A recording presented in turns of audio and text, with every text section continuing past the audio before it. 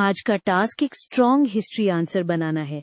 तुम्हें दो big ideas nationalism और इंपीरियलिज्म को डिस्क्राइब भी करना है और एक्सप्लेन भी, विद बैकग्राउंड, इवेंट्स और वर्ल्ड इम्पैक्ट। चलो इसको एक क्लियर स्ट्रक्चर में तोड़ते हैं ताकि आंसर ऑर्गेनाइज्ड लगे। Let's use a simple diagram to make the relationship easier to see. सबसे पहले डेफिनेशंस क्लियर कर लेते हैं, क्योंकि एग्जामिनर को यही चाहिए होता है कि तुम टर्म्स को कंफ्यूज ना करो। नेशनलिज्म का कोर आइडिया होता है शेयर्ड आइडेंटिटी और सेल्फ रूल, और इंपीरियलिज्म का कोर आइडिया होता है पावर एक्सपैंड करके दूसरे रीजन्स को कंट्रोल करना। ये क्लैरिटी आगे एग्जाम्पल्स चूज करना इजी बना देगी। अब हिस्टोरिकल बैकग्राउंड सेट करते हैं, क्योंकि बिना टाइम पीरियड के आंसर फ्लोटिंग लगता है।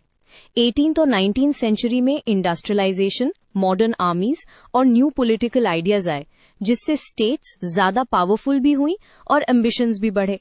यही कंडीशंस नेशनलिज्म को मास मूवमेंट बनाती हैं और इंपीरियलिज्म को ग्लोबल एक्सपेंशन। नेशनलिज्म को एक्सप्लेन करने का बेस्ट वे है एक शॉर्ट स्टोरी लाइन। पहले आइडियाज, फिर मूवमेंट्स, फिर नेशन स्टेट्स। फ्रेंच रेवोल्यूशन ने पॉपुलर सॉवरेनिटी को पुश किया, मतलब पावर पीपल से आती है, किंग से नहीं। फिर यूरोप में यूनिफिकेशन मूवमेंट्स और 1848 रेवोल्यूशंस ने आइडेंटिटी और पॉलिटिकल राइट्स को और शैपन किया। यहाँ इवेंट्स के एग्जाम्पल्स बहुत स्कोरिंग होते हैं, क्योंकि तुम थियोरी को रियल हिस्ट्री से कनेक्ट कर देते हो। इटली और जर्मनी का यूनिफिकेशन दिखाता है कि नेशनलिज्म स्टेट बिल्डिंग फोर्स कैसे बन गया, और जापान में मेजी रेस्टोरेशन भी शो करता है कि नेशनलिज्म मॉडर्नाइजेशन और नेशनल स्ट्रेंथ से लिंक हो सकता है। अब इंपीरियलिज्म को समझने के लिए मोटिव पे फोकस करो, बिकॉज एग्जामिनर वाई सुनना चाहता है। इंडस्ट्रियल कंट्रीज को रॉ मटेरियल्स, मार्केट्स और स्ट्रेटेजिक बेसिस चाहिए थे, और साथ ही प्रेस्टीज और राइवलरी भी चल रही थी। इसी मिक्स से 1800s में अफ्रीका और एशिया में अग्रेसिव एक्सपेंशन होता है। अब इसके की इवेंट्स प्लग इन करते हैं ताकि एक्सप्लेनेशन ग्राउंडेड लगे। स्क्रैम्बल फॉर अफ्रीका और बर्लिन कॉन्फ्रेंस इंपॉर्टेंट है, क्योंकि यहाँ बॉर्डर्स ऑफन यूरोपियन इंटरेस्ट से ड्रॉ हुए, लोकल रियलिटी से नहीं।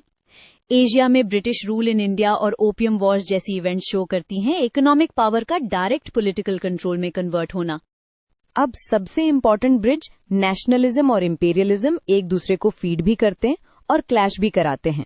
यूरोपियन कंट्रीज का नेशनलिज्म ऑफन कंपटीशन बन गया, जिसमें कॉलोनीज लेना नेशनल प्राइड का सिंबल था, और कॉलोनीज में नेशनलिज्म एंटी इंपीरियल रेजिस्टेंस बन के उठा, जो लेटर डीकॉलोनाइजेशन की बेस बनाता है। वर्ल्ड इम्पैक्ट को एक्सप्लेन करते टाइम तुम्हें शॉर्ट कैटेगरीज में बोलना चाहिए, वरना आंसर स्कैटर्ड लगता है। पॉलिटिकल इम्पैक्ट में नेशन स्टेट्स का राइज और बॉर्डर्स का रीड्रॉ आता है। एक पिटफॉल है सिर्फ डेवलपमेंट बोल देना, without mentioning exploitation and unequal power relations answer को वीक बना देता है।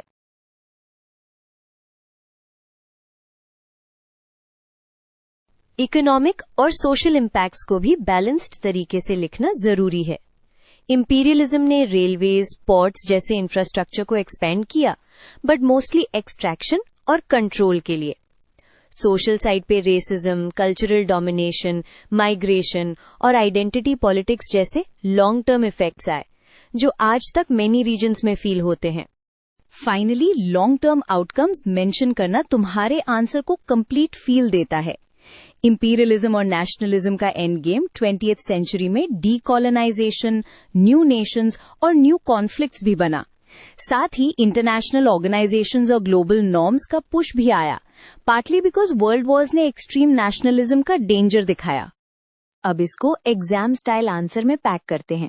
एक स्ट्रॉन्ग इंट्रो में दोनों टर्म्स डिफाइन करके थीसिस दे दो, फिर बॉडी में बैकग्राउंड, इवेंट्स, कनेक्शंस, इम्पैक्ट्स, हर पैराग्राफ में एक क्लियर एग्जाम्पल। एंड में 2 to 3 लाइन्स का कंक्लूजन दो, showing balanced view and long term significance. बस इस स्ट्रक्चर से तुम्हारा आंसर कोहेरेंट और हाई स्कोरिंग बनेगा।